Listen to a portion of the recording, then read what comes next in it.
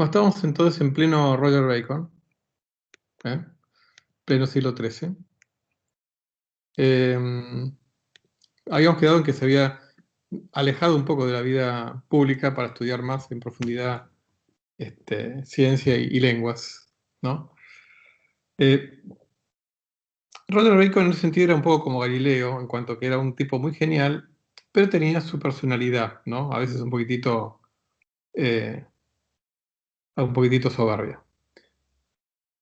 Al único profesor ahí en Oxford que respetaba, o digamos, no de Oxford, sino del mundo intelectual, era Petrus de Picardus, o Petrus Peregrinus de Picardie. ¿Mm? Este, ¿Por qué? Porque había hecho experimentos, en este caso con el magnetismo. Es como que a todos los demás los trataba con bastante desprecio, justamente por enredarse en discusiones, como se dice hoy en día, ¿no? Sobre el sexo de los ángeles. O sea, o discusiones bizantinas también se suele decir, ¿no? O sea, discusiones sobre cuestiones teológicas sin mucha conexión con la realidad, ¿no? Entonces, él estaba indignado porque este Petrus Peregrinus era muy desconocido, mientras que otros doctores jóvenes eran muy ilustres y, según Roger Bacon, no habían hecho ningún mérito para hacerlo. Roger Bacon empieza a tener problemas cuando en 1256 Richard de Cromwell es designado nuevo, digamos, líder o cabeza, digamos, de la parte científica del orden franciscana, y resulta que Bacon era uno de esos jóvenes doctores con los cuales Bacon había tenido disputas, así que esto que pasa cuando el rebelde no tiene poder, fue trasladado a un monasterio en Francia. Entonces se le prohibió publicar nada durante cerca de 10 años. Estuvo ahí en ese monasterio. Y entonces se comunicaba con algunos colegas, digamos, a partir de cartas. Entonces, entre ellos, se le escribió Bacon cartas a el cardenal Guy Legros de Foix, que se interesó por las ideas de Bacon y le pidió que escribiese un libro completo. Bacon tuvo la suerte, dentro de su exilio, de que este cardenal amigo se convirtiera en el Papa Clemente IV. Entonces le pidió que escribiera un libro a Bacon, desarrollando sus ideas. Se ve que hasta el propio Papa tenía que tener cierto cuidado. Digamos, el libro Bacon lo escribió en secreto y se lo envió cuando terminó, en 1267, llamada Opus Maius, donde era un tratado sobre, digamos, las principales ciencias de entonces, o sea, a nivel, digamos, si quieren, no, que involucraran la lógica, la matemática y la filosofía natural, ¿no? Que es una obra larga. Luego escribe una versión más corta, la Opus Secundum, que justamente es un resumen de la primera. Y finalmente escribe un tercer trabajo, la Opus Tertium, justo el año en que fallece el Papa. Bueno, estas son las obras principales de Roger Bacon. Y quizá Bacon merece un lugar en la historia de la ciencia por su actitud positiva y por su difusión de este nuevo método que estaba naciendo, ¿no? Piensen que el gran precursor había sido Grosseteste y Roger Bacon de alguna manera es un gran propagandista de este método que están haciendo, ¿no? Bueno, el propio Roger Bacon hizo experimentos de óptica, en parte leyendo las obras de Alhazen, pero también bueno, habiendo tenido contacto con lo que había descubierto su maestro Grosseteste, ¿no?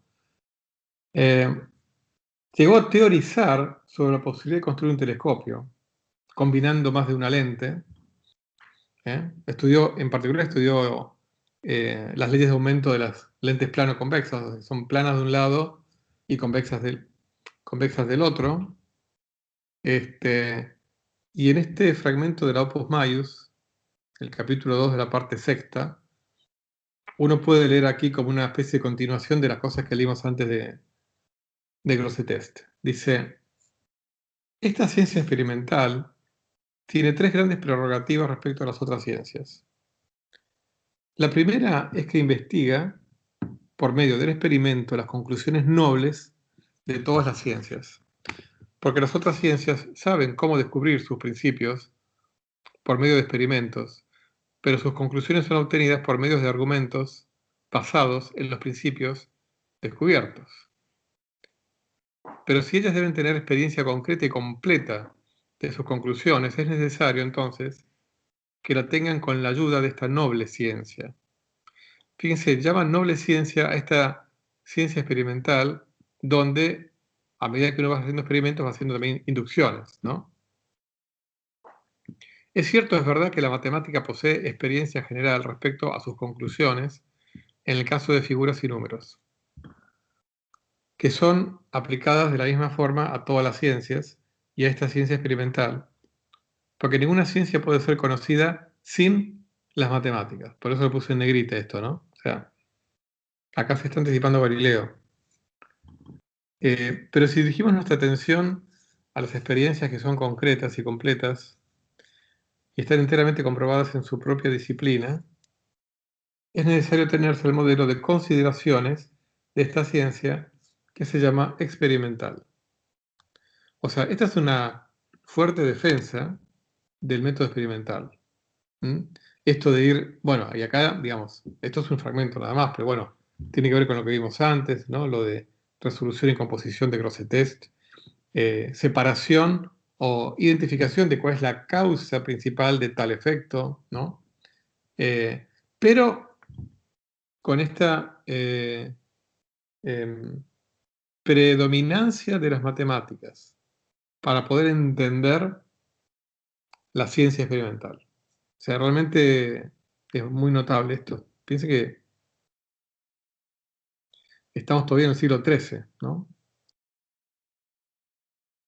Entonces, como les digo, al programa de Grosseteste, Bacon le agrega en forma más enfática la matemática, ¿no? Es interesante que en esta misma Opus Maius lista las 4 causas de la ignorancia, claro, como como para no tener enemigos, ¿no? Pues yo creo que el propio exilio le confirmó su pensamiento a Roger Bacon. Una de las primera causa de la ignorancia. Tomar como ejemplo la frágil e inapropiada autoridad. ¿No? Segunda causa de la ignorancia. La influencia de la costumbre.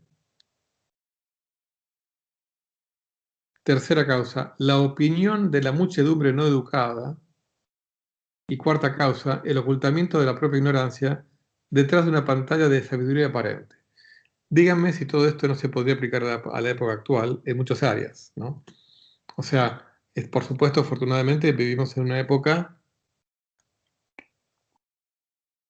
Cuando digo época, en realidad no quiero hablar de específicamente este año 2020, sino en este sentido de cómo fue evolucionando la humanidad en los últimos, si quieren, 200 años, ¿no?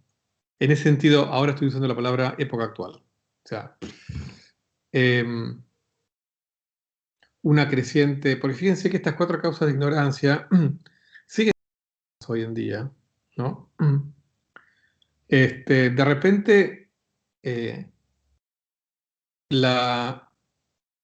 tomar como ejemplo la inapropiada autoridad, ¿no? Puede ser como amenaza reemplazada por la causa 3, seguir la opinión de la muchedumbre no educada, por ejemplo. O sea, cualquiera de estas 4 causas de ignorancia pueden ser amenazas concretas dependiendo del tiempo histórico que estamos viviendo, ¿no? Las 4 son amenazas para Roger Bacon, y yo considero que las 4 son amenazas, coincido con Roger Bacon, y dependiendo del momento, el lugar, puede ser una u otra la amenaza de turno, ¿ok? La costumbre, esto lo hago porque siempre se hace así, ¿no? Y ni que hablar, ¿no? Muchas veces vacía, eh, este, sabiduría, entre comillas, de muchos expertos o eruditos. O sea, que se esconden detrás de un traje, un guardapolvo, o simplemente un discurso supuestamente erudito. O sea, estas son 4 amenazas que señaló claramente Roger Bacon en el siglo XIII y que yo considero que siguen siendo amenazas, más o menos importantes una u otra dependiendo del lugar o el tiempo, ¿no es cierto? Eh, es interesante, bueno, se imaginan entonces que el Loge tuviera muchos enemigos. Yendo de nuevo al tema del vacío, que vieron que más de una vez lo comentamos como parte de la historia de la ciencia, al fin y al cabo, el descubrimiento de la viabilidad del vacío también posibilitó otros desarrollos científicos. Este, Fíjense cómo que acá también tiene una mentalidad abierta respecto del vacío. En otro fragmento de la Opus Maius dice, en un vacío, la naturaleza no existe porque el vacío realmente extendido es meramente una cantidad matemática extendida en las 3 dimensiones, que existe per se sin calor ni frío, suave ni duro, raro ni denso, y sin ninguna cualidad natural, meramente ocupando el espacio, como los filósofos sostenían antes de Aristóteles, no solo dentro de los cielos, sino más allá. O sea, lo que dice Roger Bacon eh, es que en el vacío, o sea, para Roger Bacon no está prohibido de que exista el vacío, eh, sino que sí lo que podemos decir que en el vacío la naturaleza no existe en cuanto que no hay propiedades típicas de la naturaleza las cuales no se le aplica al vacío, como por ejemplo suave, duro, calor, frío, raro, denso, ¿no? Eh, pero no porque no sea concebible o posible el vacío.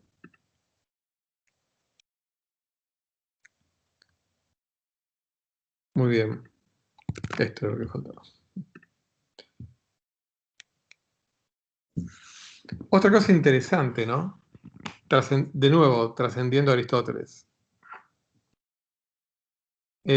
Introduce un concepto llamado virtus immaterialis, sin alejarse demasiado de Aristóteles, pero él dice que,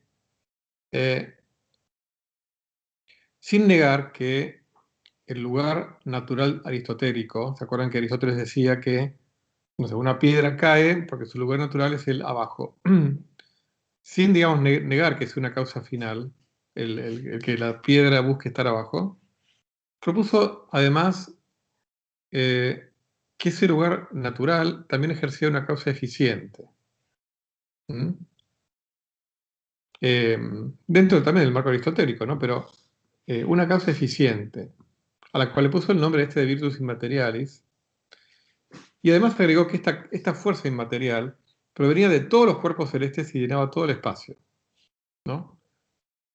Con lo cual, esto, bueno, es una traducción, digamos, con lenguaje castellano, digamos, pero no conozco cuál es la palabra que él utilizó, digamos, en latina para gravedad, pero digamos, pero sí, esta influencia inmaterial, él dijo que era más intensa eh, en diversos lugares naturales, ¿no? Y que tenía que ver, bueno, con esa este, eh, cuestión de dónde estaban los cuerpos. O sea que, y el hecho de decir que proviene de todos los cuerpos celestes supone un cambio conceptual. O sea, si proviene de todos los cuerpos celestes y llena todo el espacio, dígame si esto no es una anticipación de la gravedad. O sea, porque entonces, si proviene de todos los cuerpos celestes, entonces ya el lugar natural está empezando a tambalear. Porque, digamos, Roger Bacon no es que, digamos, en ese momento todo el mundo era geocéntrico, el abajo tenía que ver con el centro. Pero si esa fuerza inmaterial proviene también de todos los cuerpos celestes, pero los cuerpos celestes están arriba, acá ya se empieza a tambalear el rol preponderante del lugar natural. O sea, realmente es muy interesante esto porque empieza a abrir la puerta de otra exploración de lo que es el mundo de lo gravitante, el mundo de lo pesado, ¿no? Es un primer intento que pasa ahí medio desapercibido de extender el fenómeno del peso y de la caída a los cuerpos celestes. O sea, eso es muy, muy notable en Roger Bacon. Bueno, y en la Opus Tertium, gran parte de la Opus Tertium tiene que ver también con una especie de panfleto, en el buen sentido, ¿no? Como una obra mucho más propagandista, ¿no? Que la Opus Maius. Dice, está hablando de esta nueva disciplina que en gran medida ayudó a fundar su maestro Grosseteste, ¿no? Dice Roger Bacon. Que acá, cuando vamos a compartir este texto, hay mucho de propaganda, ¿no?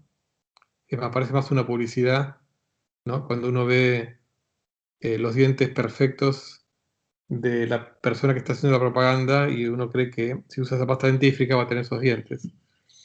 Bueno, algo así. Dice, sin embargo, digamos, yo creo que igual es valioso porque en una época como esa, eh, digamos, uno puede discutir cuántas herramientas uno puede usar eh, para propagar estas nuevas ideas, ¿no? Tan revolucionarias.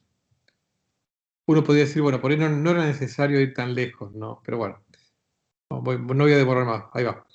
Hay, sin embargo, otra alquimia operativa y práctica que enseña, gracias al arte, cómo hacer los metales nobles y los colores y muchas otras cosas mejor y más abundantes que como se dan en la naturaleza. Y la ciencia de este tipo es más ciencia que todas las otras dichas, porque produce mayores provechos.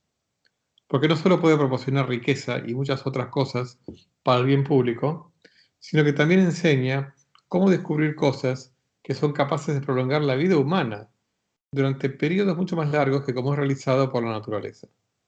Por tanto, esta ciencia obtiene provechos especiales de esta naturaleza, mientras que, sin embargo, confirma la alquimia teórica por medio de sus obras. Bueno, acá está hablando de prolongar la vida, de proporcionar riqueza, ¿no? Y sigue, dice, las máquinas para navegar pueden ser hechas sin remeros. Acá es donde ya se pone parece más, digamos, Arthur C. Clarke o Ray Bradbury que un científico, pero bueno, no importa, sigamos. Las máquinas para navegar pueden ser hechas sin remeros, de manera que los grandes barcos en los ríos y en los mares serán movidos por un solo hombre con mayor velocidad que si estuvieran llenos de hombres. También se pueden fabricar carros de modo que, sin animales, puedan moverse con increíble rapidez. No sé si está pensando en carros a vela o está pensando en poleas, digamos, arquimedianas, ¿no? Bueno, así creemos que eran los carros armados con guadañas con los que lucharon los hombres de otros tiempos. También pueden construirse máquinas voladoras, de forma que un hombre sentado en la mitad de la máquina maneje algún motor que accione alas artificiales que batan el aire como un pájaro volador. Esto hasta parece una especie de Leonardo da Vinci del siglo XIII. También una máquina de tamaño pequeño para levantar o bajar pesos enormes. Nada es más útil que ella en los casos de urgencia. Esto último sí es más creíble, ¿no? Porque es básicamente Arquímedes. Porque gracias a una máquina de 3 dedos de alta y ancha, y aún de menos tamaño, un hombre podría librarse, él y sus amigos, de todo peligro de prisión y elevarse y descender. Aquí no sé qué está pensando realmente con la máquina elevadora. También puede hacerse una máquina por la que un hombre pueda arrastrar 1000 hombres hacia él violentamente, contra su voluntad, y atraer otras cosas de manera parecida. O sea, realmente la imaginación, cómo la dejó volar Roger Bacon en el siglo XIII es impresionante. O sea, hablar de máquinas voladoras, de máquinas para carros terrestres sin hombres que lo empujen, o sea, y sin caballos también, ¿no? O sea, sin animales, ¿no? Esta es una, perdón, lo que estamos leyendo ahora es una carta, ahora la terminamos de leer, la carta acerca de las operaciones secretas del arte y la naturaleza y acerca de la vanidad de la magia. Donde, cuando digo vanidad es esto, ¿no? Lo vano de la magia, ¿no? O sea, como está diciendo, este nuevo método científico, ¿no? De composición y resolución y demás, y matemático, va mucho más allá que la magia, ¿no? Bueno, y sigue. También se pueden hacer máquinas para pasear por el mar y los ríos, incluso por el fondo sin ningún peligro. Acá ya se está anticipando hasta Julio Verne, ¿no? Con 20.000 leguas de viaje submarino. Porque Alejandro Magno lo empleó, podía ver los secretos de la profundidad, como cuenta Eticus el astrónomo. Sinceramente yo no busqué si hay alguna referencia a este Eticus el astrónomo, y en dónde encontró George Bacon que Alejandro Magno tenía submarinos. Pero bueno, sería interesante también como investigarlo. Yo voy a ver si investigo un poco sobre Eticus el astrónomo, digamos, pues no tengo claro cuánto hay de apócrifo o no de esto. Bueno, estas máquinas se fabricaban en la antigüedad y ciertamente han sido fabricadas en nuestro tiempo, excepto quizá la máquina voladora, que no he visto ni conocido a nadie que la haya visto, pero conozco a un experto que ha encontrado la manera de hacer una. ¿Quién será ese experto? Y tales cosas pueden ser fabricadas casi sin límites. Por ejemplo, puentes sobre los ríos sin columnas o soportes, y mecanismos y máquinas inauditas. O sea, hasta está anticipando el puentes colgantes. Realmente, esta epístola de Roger Bacon es realmente increíble, ¿no? O sea, es una mezcla de especulación científica con imaginación absolutamente salvaje, pero que realmente llama mucho la atención. O sea, esta confianza enorme en este nuevo método, ¿no? Y que en realidad, más allá de que haya quizá o creído demasiado algún texto o algún, digamos, rumor que le contaron, ¿no? Pero realmente muchas de estas cosas, bueno, terminaron ocurriendo, por no decir todas. O sea, máquina voladora, submarino, bueno, un carro sin animales, ni hombres, ¿no? Es llamativo.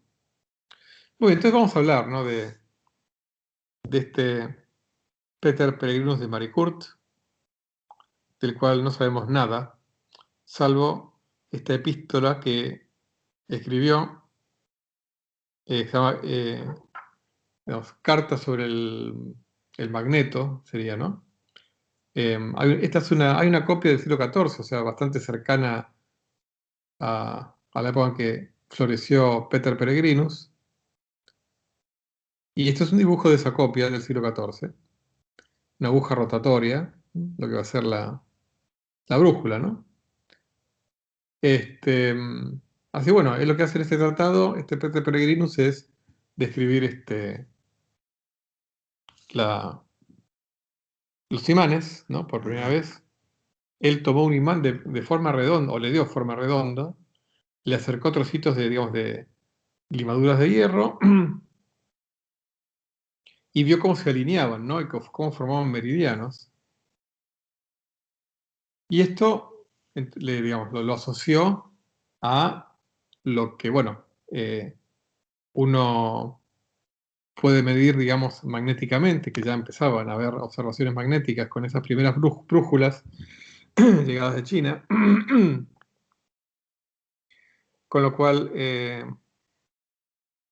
él pensó entonces que la Tierra eh, era como un gigantesco magneto que tenía dos polos, como esa piedra redonda con la cual había experimentado, ¿no? Polo norte y polo sur magnético. El nombre completo de esta epístola es Epístola ad Sigerum de Foucault Militem de Magnete. También trata la brújula flotante, ¿no? Bueno, que es básicamente eso, es una aguja magnetizada que está flotando. y la brújula alternativa, que es una que esté sobre un pivote, ¿no? O sea, y que esté, digamos, libre de cualquier impedimento para girar. Bueno, hizo experimentos también sobre la atracción de los polos, o sea, estos dos polos, él sabía que tenían propiedades distintas, porque eh, sabían que había polos que se atraen, que se atraen y polos que se repelen. Entonces, eh, pudo describir esa ley, o sea, que polos eh, de distintos signos se atraen y los del mismo signo se repelen. Y sobre todo este otro fenómeno tan particular que tiene el magnetismo, que es que si yo parto en dos un imán, cada mitad también se transforma en un nuevo imán, o sea que cada mitad pasa a tener dos polos, ¿no? Así que esta epístola, por más que sea la única obra que sobrevivió de Peter Peregrinus, se la considera como una de las grandes obras de investigación, ¿no?, de la Edad Media. Y es todo lo que podemos decir de Peter Peregrinus. Bueno, vamos a hablar, como les anticipé también, de Juan Duns Scoto, un escocés que pasó sus últimos años en Alemania.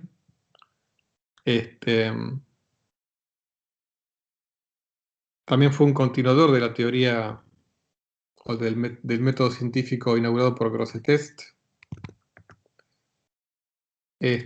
Fue también franciscano, fue ordenado finalmente sacerdote en 1291 y ahí en Dumfries estudió filosofía y letras y luego pasó por Oxford, por supuesto, y también por París y terminó en Colonia. ¿Se acuerdan que en Colonia también había estado Santo Tomás, bueno, y San Alberto?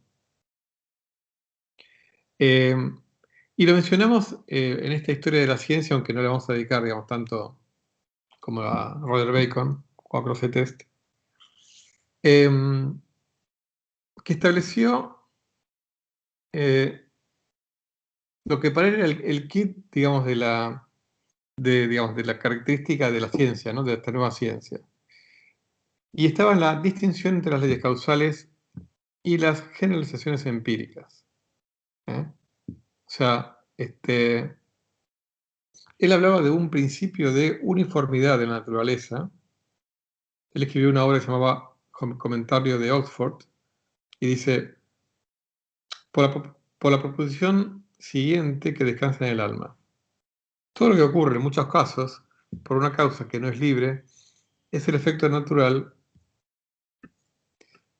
de esa causa.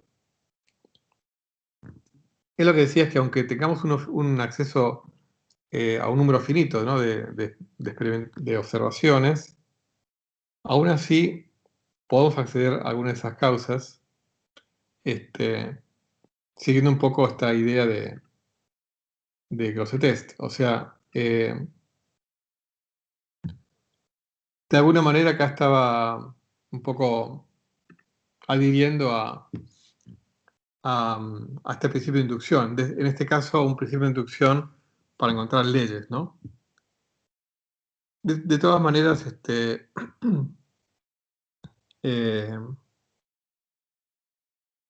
digamos, cómo saltar, ¿no?, de las generalizaciones empíricas a las leyes, bueno, es algo que por supuesto que es un problema metodológico digamos, que hasta se siguió discutiendo en el siglo XX, o sea que tampoco lo resolver ni Juan Duns Scoto ni Grosseteste, ¿no? Así que simplemente lo mencionamos como para mantener un poquito el hilo de eslabones en esta historia de la ciencia. Esta es una imagen de Scoto bastante posterior a su vida, del siglo XV, de Justo de Gante. Tampoco sabemos cuán fidedigno pudo haber sido, supongo que sí. Pero bueno. Muy bien, entonces ahora vamos avanzando en el tiempo y vamos a entrar en el siglo XIV, donde se va afianzando algo que se llama el nominalismo, el cual lleva los universales fuera del ámbito de la naturaleza objetiva y le da lugar a lo sumo en la mente de las personas, ¿no? O sea, para estos nominalistas, en el mundo lo que existe son los particulares. O sea, no hay universales inmanentes, o sea, con lo cual se aleja mucho de la idea platónica, ¿no? Del mundo de las ideas platónicas.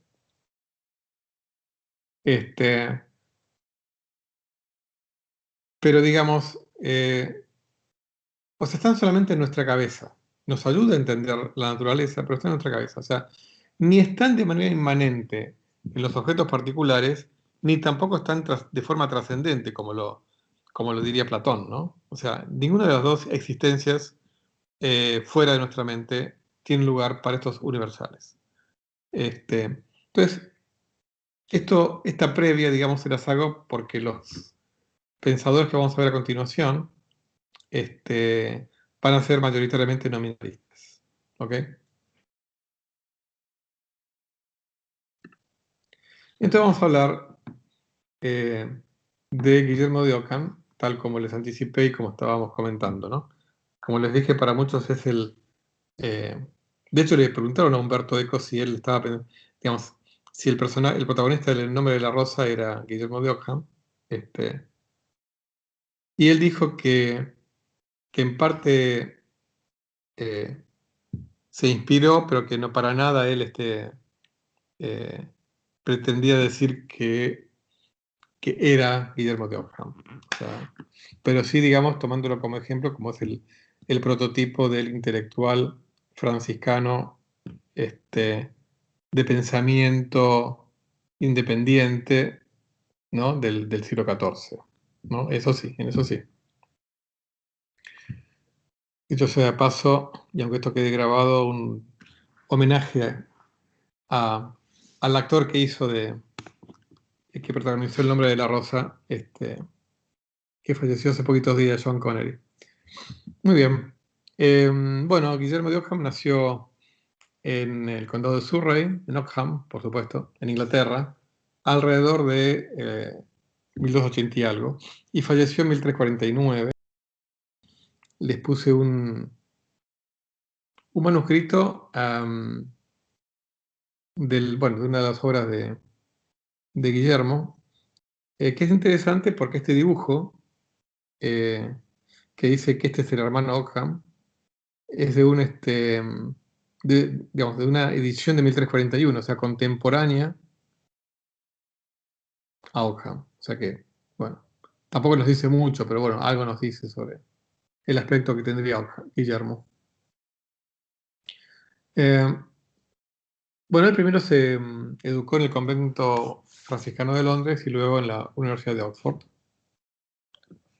En los años que estuvo en Oxford y los siguientes años, escribió casi todas sus obras filosóficas y teológicas, muchas de las cuales pronto fueron objeto de controversia, al igual que habían sido las de Robert Bacon, ¿no? Este,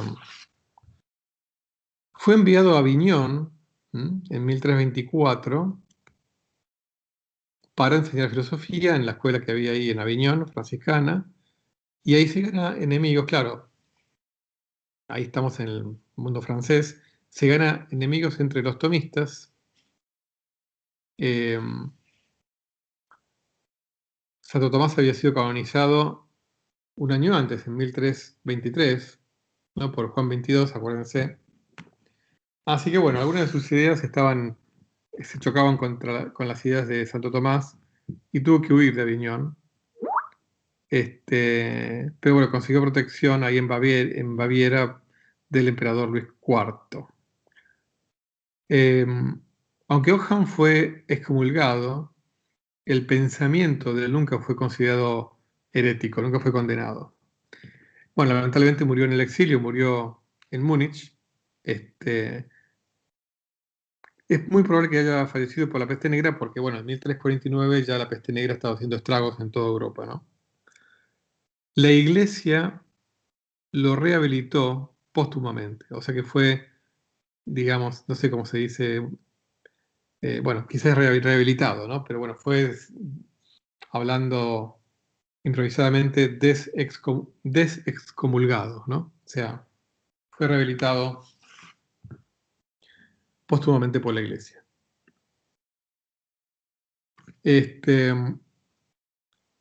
Lo que más lo saltó a la fama por el resto de los siglos y hasta el siglo XXI es la famosa navaja de Ockham, ¿no?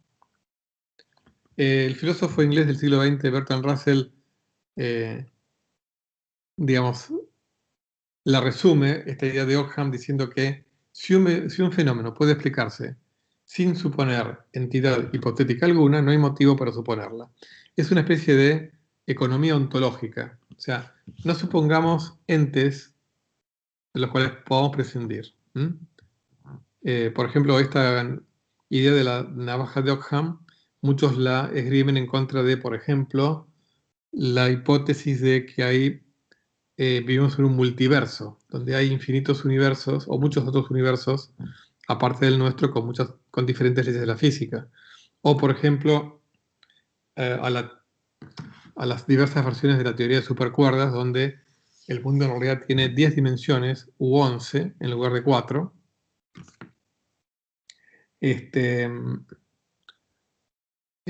Como para, bueno, poder explicar de manera consistente distintas cuestiones cuánticas y gravitacionales. Bueno, por ejemplo, uno de los que argumenta en contra de eso es el flamante Premio Nobel de Física Robert Penrose, en contra de estas dimensiones extra. Bueno, y así con muchas cosas, ¿no? O sea, uno puede aplicar esto a muchos ámbitos diferentes. Cada cual por ahí se le ocurre alguno dentro de su área.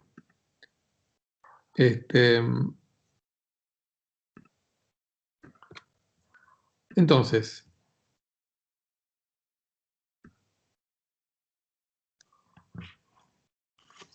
por ejemplo, coherente con este principio que él enunció, Guillermo no tuvo problemas en aceptar la posibilidad de la acción a distancia. Esto vamos a ver de nuevo cuando vemos a Newton, ¿no? O sea, si yo descubro una ley que me dice que un objeto puede influir en otro, aunque estén lejos, no voy a desesperarme en buscar cuál es el agente intermedio que hace digamos, bueno, de mediador, valga la redundancia, entre estos dos objetos. Si no necesito buscarlo, no lo voy a buscar, ¿no? Y Guillermo de Ockham estudió mucho todo el problema de las causas y de la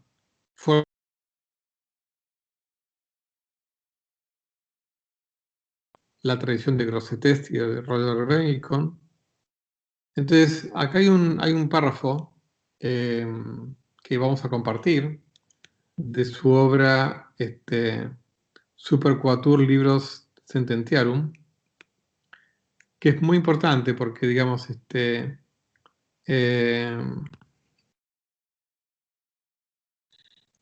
digamos, desarrolla cómo discriminar los distintos factores que influyen, ¿no?, en determinados fenómenos. Cuando dice, por algunas de estas cosas son redundantes, ¿no?, con lo que hemos visto de Grosseteste y de Bacon, pero también vemos cómo se va como desarrollando esto, ¿no?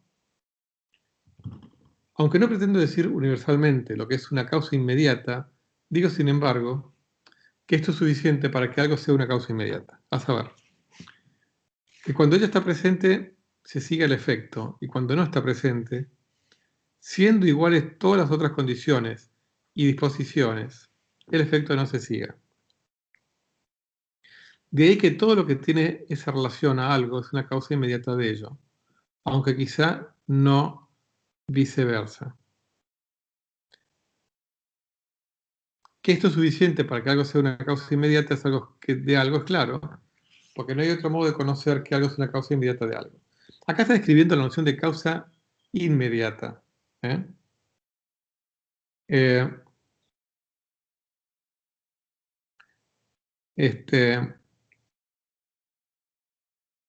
pero claro, esto es la noción de causa inmediata, lo cual no significa que esta causa inmediata sea causa necesaria. ¿Por qué? Porque si yo, como acabo de definirla, si dejo todo lo demás igual y retiro esta causa y ya el efecto no se produce, evidentemente es la causa inmediata, pero no implica que sea necesaria, porque yo podría, por ejemplo, quitar esta causa, pero modificar alguna de las otras cosas que no modifiqué y obtener el efecto. ¿Ok? Entonces, no confundir la causa inmediata de causa necesaria. Entonces, sigue, ¿no? Dice, se sigue que sí, al eliminar la causa universal o particular, el efecto no se produce, entonces ninguna de esas cosas por las que por ellas solas el efecto no puede ser producido es la causa eficiente y por consiguiente ninguna es la causa total. ¿Mm? O sea, lo que está diciendo es, si cuando yo quito esa causa el efecto no se produce, entonces ninguna de las otras em, cosas que están presentes es causa suficiente. ¿Eh? Lo que hoy llamamos causa suficiente. Ninguna de las otras es suficiente. Yo le estoy traduciendo lo que acá está diciendo. Se sigue también que toda causa propiamente dicha es una causa inmediata, porque una causa propiamente dicha que puede estar presente o ausente, sin tener ninguna influencia sobre el efecto, y que cuando está presente en otras circunstancias no produce el efecto, no puede ser considerada como una causa. Pero esto es como sucede con toda otra causa, excepto la causa inmediata, como es claro inductivamente. Bueno, es un poquito intrincado este discurso, pero digamos, eh, se los incluí para que vean cómo se va desarrollando y sofisticando la noción de causa y cómo parece esto, aunque yo se los traduje, ¿no? Pero Guillermo lo escribe explícitamente, ¿no? Pero esto de distinguir causa eh, suficiente de causa necesaria, y en este caso la causa inmediata. Eh, Fíjense que la noción de causa inmediata tampoco es sinónimo de suficiente, porque digamos, yo podría eh, modificar algunas de las otras cosas sin quitar esta causa y no obtener el efecto. En ese caso tampoco sería suficiente. O sea, fíjense que esta noción de causa inmediata no es sinónimo ni de causa necesaria ni de causa suficiente.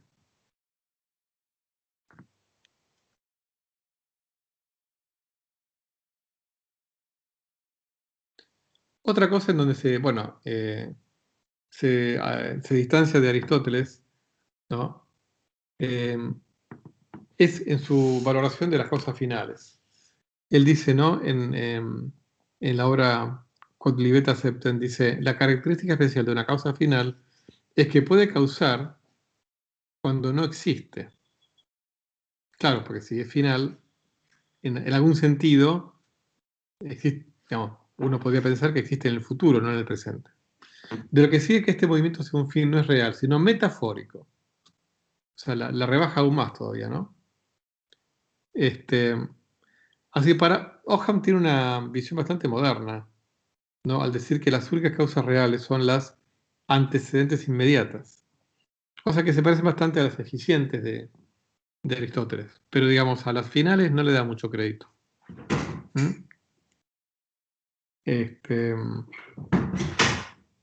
También representa una mentalidad bastante moderna, o sea, la ciencia actual de los últimos 300 años busca más que nada causas eficientes, descubrir mecanismos, cómo funcionan las cosas en cuanto a procesos en el tiempo, ¿no?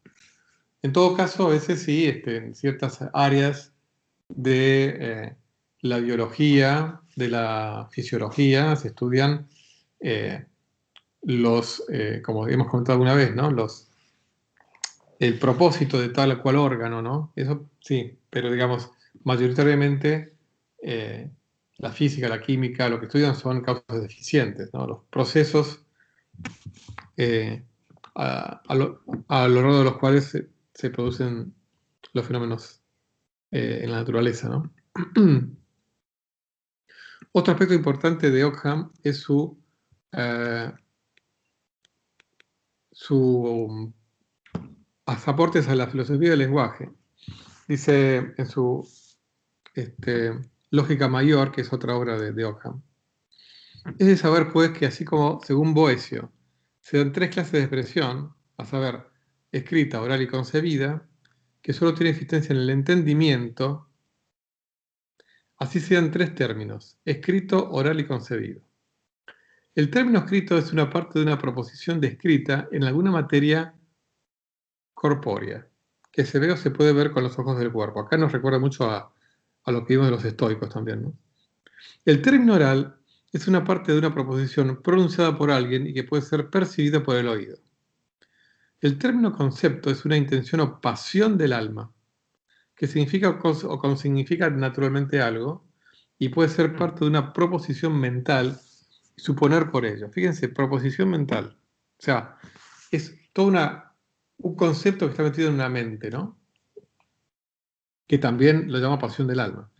Por eso, tales términos, conceptos y las proposiciones que constan de ellos son aquellas palabras mentales de las que San Agustín dice en el libro de Trinitate que no son de ninguna lengua, que existen tan solo en la mente y no se pueden exteriorizar. Si bien las palabras como signos, que son subordinados a ellas, se pronuncian externamente. O sea que es lo que habíamos visto antes, ¿no? Bueno, que San Agustín también lo había dicho, los estoicos, y es que el concepto no se puede exteriorizar. Uno puede exteriorizar oraciones, ¿no? Y las palabras, bueno, generarán la misma proposición mental en otro en la medida en que sepa hablar el mismo idioma, pero son dos cosas distintas. Dice, no hay que poner además del acto de entender alguna otra cosa. Acá es donde aparece el nominalismo. Está el acto de entender, pero todo eso ocurre en nuestra mente. Se dan algunas diferencias entre los términos mismos. Una es el concepto o pasión del alma. Una es que el concepto o pasión del alma significa naturalmente lo que significa. Mientras que el término oral o escrito no significa más que por la institución voluntaria. O sea, son convenciones voluntarias las que asignan eh, significados a determinados significantes escritos, ¿no? De eso se sigue otra diferencia, saber que el término oral o escrito puede cambiar arbitrariamente de significado, mientras que el concepto no lo cambia al arbitrio de nadie. O sea, yo puedo cambiar, ¿no?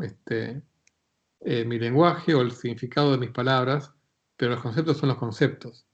Son los conceptos que están en nuestras mentes. Así está un poco los comentarios, son algunos, ya se los dije estos últimos minutos.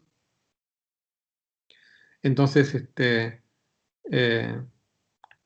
yo acá aclaré como que el conceptualismo, que es una versión menos radical, pero en realidad es básicamente lo mismo en cuanto a que, bueno, a nadie se le ocurre que en la mente no haya conceptos, ¿no? Si no seríamos todos zombies. Digamos, entonces, Ockham es realmente un pionero, casi fundador oficial del nominalismo, ¿no? Y en algunos sentidos también se lo considera por muchos como el padre de la epistemología moderna, en cuanto a que, bueno, los conceptos están en nuestras mentes. O sea que básicamente podemos decir que Ockham es el fundador oficial o destacado del nominalismo, ¿no? Pero acá no termina, ¿no?, lo que podemos decir sobre Ockham. Vamos a extendernos 2 minutos más de la hora, así ya terminamos con Ockham, nos quedan 2 transparencias. También se metió en cuestiones de la dinámica, también. Y esto es muy interesante.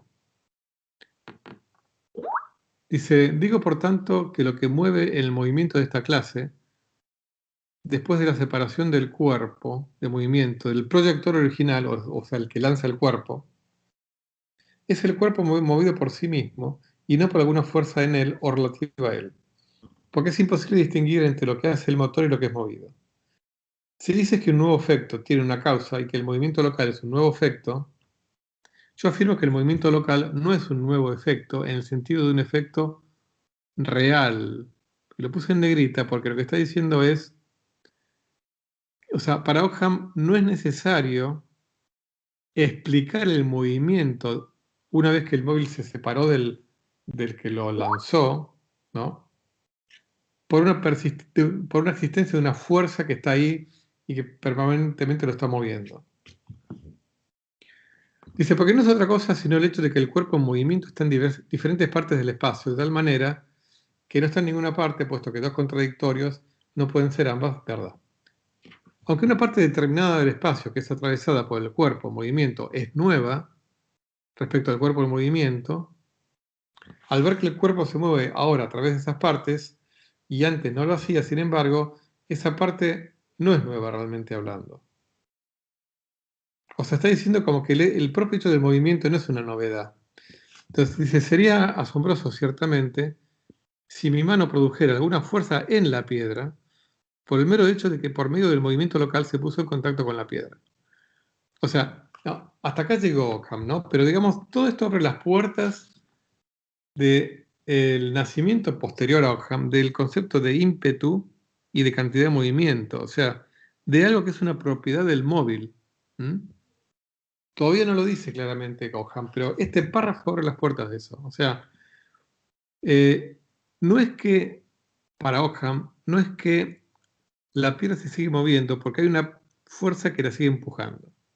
No. O sea, ni es que yo le imprimí a la piedra una fuerza que la sigue empujando. Es otra cosa. O sea, no hay que explicar el movimiento como tal. O sea, es realmente revolucionario esto. Esto está anticipando Galileo en 250 años, o 300, ¿no? Diciendo que no hay que explicar el movimiento por el movimiento mismo. Hay otras cosas que hay que explicar, pero no el movimiento en sí. O sea, no fue mucho más allá de esto, pero esto es algo revolucionario. ¿eh? Entonces, lo que pasa es que, claro, o sea, acá también tiene que ver con esto de la navaja de Ockham. O sea, dice, no es necesario introducir causas invisibles para explicar el movimiento. Pero claro, por ahí fue demasiado lejos porque para Ockham no hay que explicar ningún movimiento. Bueno, en la visión moderna de la dinámica a partir de Newton, coincidimos con Ockham en que no es necesario explicar el movimiento uniforme, con velocidad uniforme, ¿no? Eso ya lo dijo Galileo.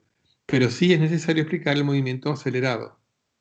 Bueno, Ockham es como que no, eh, para Ockham no había que explicar ninguno de los dos, ¿no? De todas maneras, acá además entraríamos en otra cuestión, y es en la discusión de si el espacio absoluto existe o no. Porque si no existe el espacio absoluto, entonces ni siquiera, digamos, un objeto que se moviera en el espacio vacío, pero que no tuviera ningún otro objeto con el cual referenciarse, tampoco habría que explicar ningún movimiento, ni siquiera el acelerado, en la medida en que no hubiera una aceleración relativa a ningún otro objeto. Pero bueno, no voy a entrar en esa cuestión que nos sacaría de tema. Así que realmente es muy interesante las construcciones de Ockham, ¿no? El nominalismo de Ockham también incluyó las relaciones. O sea, las relaciones entre los objetos también están en nuestra mente.